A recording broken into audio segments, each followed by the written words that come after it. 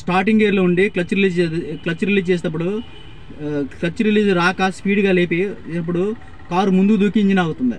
అలా ఆకుండా ఈరోజు నేను వీడియో మీకు చేసి చూపిస్తాను. ఫస్ట్ గేర్లో పెట్టి క్లచ్ ఎంతవరకు రిలీజ్ చేస్తే మనకి కారు అనేది ముందుకెళ్తుంది అనే దాన్ని బట్టి వీడియో. కొత్తగా చూస్తున్నట్టయితే నా ఛానల్ సబ్స్క్రైబ్ చేయండి, మీకు నోటిఫికేషన్ వస్తుంది. ఈ వీడియో ఫుల్ వరకు చూడండి ఆపకుండా. మీకు దీని ద్వారా మంచిగా మీకు డ్రైవింగ్ ఫుల్గా క్లచ్ రిలీజ్ వస్తుందని అనుకుంటున్నాను ఈ వీడియో ద్వారా. Thank you so much.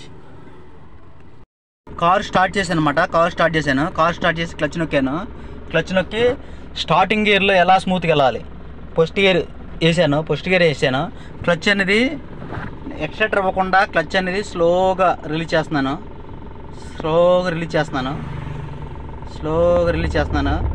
Okay, car move అయింది అనమాట. ఓకే, ఈ విధంగా అనేది మనం ఫస్ట్ గేర్లో ఇంజిన్ ఆగకుండా చేయటం అనేది మూవ్ అయింది కదా. మనం ఈ విధంగా అనేది మనం ఇంజిన్ ఫస్ట్ గేర్లో క్లచ్ రిలీజ్ చేసుకోవాలి. ఫస్ట్ గేర్లో క్లచ్ రిలీజ్ చేసిన తర్వాత మనము ఎక్కడ ట్రాఫిక్లో ఇబ్బంది పడకుండా ఈ విధంగా చేసుకోవచ్చు. ఫస్ట్ గేర్లు అనేది ఈ విధంగా చేసుకొని మనం ఈ విధంగా వెళ్ళొచ్చు. అదే అప్పులో ఉన్నప్పుడు ఏం చేయాలంటే కొంచెం కొంచెం ఎక్సెటర్ కొంచెం ఇవ్వాలి. అప్పుగా ఉన్నప్పుడు అనేది ఎక్సెటర్ అనేది ఇవ్వాలి.